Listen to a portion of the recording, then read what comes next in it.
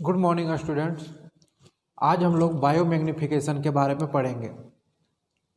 ठीक है, तो बायोमैग्निफिकेशन क्या है इसको हम लोग समझते हैं। सभी जीवों में, चाहे वो प्लांट हो या एनिमल हो, सभी जीवों में एक क्षमता होती है कि शरीर के अंदर या सिस्टम में जितने भी टॉक्सिकेंट सब्सटेंस है, विषैले पदार्थ है, उसको अपने शरीर से बाहर निकाल देता है। ये उनकी क्षमता होती है कि जितने भी विषैले पदार्थ है उसको शरीर से बाहर निकाल देता है ना। लेकिन कुछ टॉक्सिकेंट सब्सटेंस, कुछ विषैले पदार्थ जो है वह बॉडी के अंदर सिस्टम में रह जाता है। ठीक है, और वह जो है फिर फूड चेन में ट्रॉपिकल लेवल में वह आगे बढ़ते जाता है और इसका कंसंट्रेशन जो है धीरे धीरे इंक्रीज करते जाता है फूड चेन में, जिसको बोलते हैं हम लोग बायोमैग्निफिकेशन।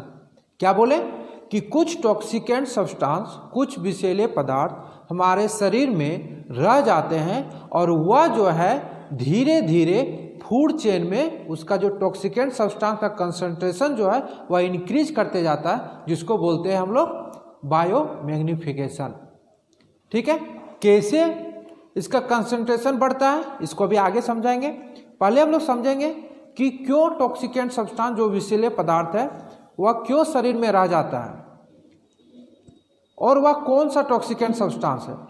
तो डीडीटी, जिसको बोलते हैं फुल फॉर्म है डाइक्लोरो डाइफिनाइल ट्राइक्लोरोइथेन, डीडीटी और हैवी मेटल, दो ऐसे विषैले पदार्थ हैं जो शरीर के वाटर के साथ नहीं घुलते हैं।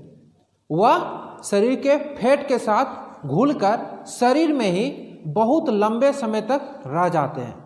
ठीक है, बॉडी में ही बहुत लंबे समय तक रह जाते हैं और यह रहने के कारण फूड चेन में जो है इसका कंसंट्रेशन धीरे धीरे बढ़ते चला जाता है।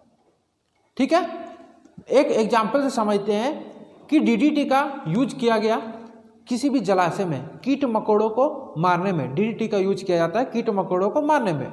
तो एक पेस्टिसाइड के रूप में डीडीटी का यूज किया गया किसी भी जलाशय में। तो जलाशय में यूज किया गया तो डीडीटी कहाँ गया? पहले पानी में गया। पानी से कहाँ गया? फाइटोप्लैंक्टन। फाइटोप्लैंक्टन क्या होता है? जलीय पेड़ पौधे। वह जो है, जो प्लांट जमीन में है, थल में, उसी की तरह होता है। उसमें भी क्लोरोफिल पाया जाता है। उससे भी सूरज की रोशनी की आवश्यकता होती है अपना खाना बनाने के लिए और ग्रोथ करने के लिए, है ना। तो वाटर से कहाँ गया? फाइटोप्लैंक्टन में। फाइटोप्लैंक्टन से कहाँ गया? जूप्लैंक्टन में, कीट मकोड़ा में गया, क्योंकि कीट मकोड़े फाइटोप्लैंक्टन को खाया। ठीक है, अब जूप्लैंक्टन से कहाँ जाएगा? स्मॉल फिश में, क्योंकि स्मॉल फिश जो है जूप्लैंक्टन को खाया। स्मॉल फिश से कहाँ जाएगा? फिर लार्ज फिश में, क्योंकि लार्ज फिश जो है स्मॉल फिश को खाया। और फिर लार्ज फिश से कहाँ जाएगा? बर्ड में, क्योंकि बर्ड जो है लार्ज फिश को खाया। इस तरह से जो टॉक्सिकेंट सब्सटेंस जो वाटर में था अब वह कहाँ पहुँच गया? बर्ड्स में पहुँच गया। और साथ ही साथ इसका जो कंसंट्रेशन है, जो अमाउंट है, वह धीरे धीरे फूड चेन में इंक्रीज करते गया। ठीक है, देखते हैं।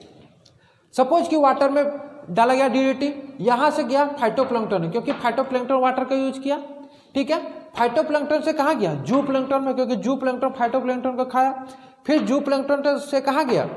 स्मॉल फिश में। फिर स्मॉल फिश से लार्ज फिश में, और लार्ज फिश में फिश ईटिंग बर्ड, और जो बर्ड फिश को खाता उसमें गया। देखिए, शुरू में कंसंट्रेशन कितना था? 0.003 पार्ट पर मिलियन में था, लेकिन अभी जो कंसंट्रेशन कितना है? 25 पार्ट्स पर मिलियन। ठीक है, तो इसका कंसंट्रेशन जो है फूड चेन में धीरे धीरे इंक्रीज करते चला गया, जिसको बोलते हैं हम लोग बायोमैग्निफिकेशन। ठीक है, देखिए क्या लिखा हुआ है कि heavy metal and persistent pesticide. Heavy metal and persistent, persistent का मतलब होता है कि लंबे समय तक रहना। ठीक है, तो लंबे समय तक रहने वाले पेस्टिसाइड कौन है? लाइक डीडीटी, जिसको बोलते हैं डाइक्लोरो डाइफिनाइल ट्राइक्लोरोइथेन। ठीक है, यह पास हुआ, pass to food chain, food chain में यह पास हुआ एंड इंक्रीज इन अमाउंट, और इसका अमाउंट जो हुआ इंक्रीज किया। कितना किया? पर unit weight of organism, organism का जितना वेट है उसके अनुसार at each trophic level due to accumulation in fat. At each trophic level, प्रत्येक ट्रोपिक लेवल में। क्यों? Due to accumulation in fat. Fat में टॉक्सिकेंट सब्सटेंस को जमा होने के कारण जो है इसका कंसंट्रेशन प्रत्येक ट्रोपिक लेवल में बढ़ता गया, जिसको और भी नाम से जानते हैं, आल्सो कॉल्ड बायो कंसंट्रेशन और बायोलॉजिकल एम्प्लीफिकेशन। इसको दूसरे नाम से भी जानते हैं, बायो कंसंट्रेशन और बायोलॉजिकल एम्प्लीफिकेशन। ठीक है, ये पॉइंट हम लोग देख लिए। अच्छा, टॉक्सिकेंट सब्सटेंस जो डीडीटी है, इसका कंसंट्रेशन अगर यदि हायर ट्रॉपिकल लेवल तक, बर्ड्स तक बना रहा तो इससे क्या नुकसान होगा? तो नुकसान ये होगा कि डीडीटी जो है कैल्शियम मेटाबॉलिज्म को डिस्टर्ब कर देता है। मेटाबॉलिज्म मतलब क्या? कि कैल्शियम मेटाबॉलिज्म मतलब क्या? कि कैल्शियम आयन का जो मूवमेंट है बॉडी के अंदर वह डिस्टर्ब कर देता है, जिससे क्या होता है कि हम लोग जानते हैं कि जो अंडा होता है उसके चारों ओर जो व्हाइट कलर का जो परत होता है, जो सेल होता है, जो कवर होता है, वह कैल्शियम कार्बोनेट का बना होता है। ठीक है, लेकिन अगर पक्षियों में कैल्शियम कार्बोनेट का जो मूवमेंट होता है उसको अगर डिस्टर्ब कर देगा तो जो अंडा बन रहा है उसके जो सेल है वह पतला हो जाएगा, पतला ही बनेगा, पूरी तरह से नहीं बन पाएगा। उसके बाद जब अंडा पक्षी देगी तो उसके बाद जब अंडा देने के बाद जब अंडा ब्रीक करेगा तो वह समय से पहले टूट जाएगा, जिसके कारण एम्ब्रियो का डेथ हो जाएगा।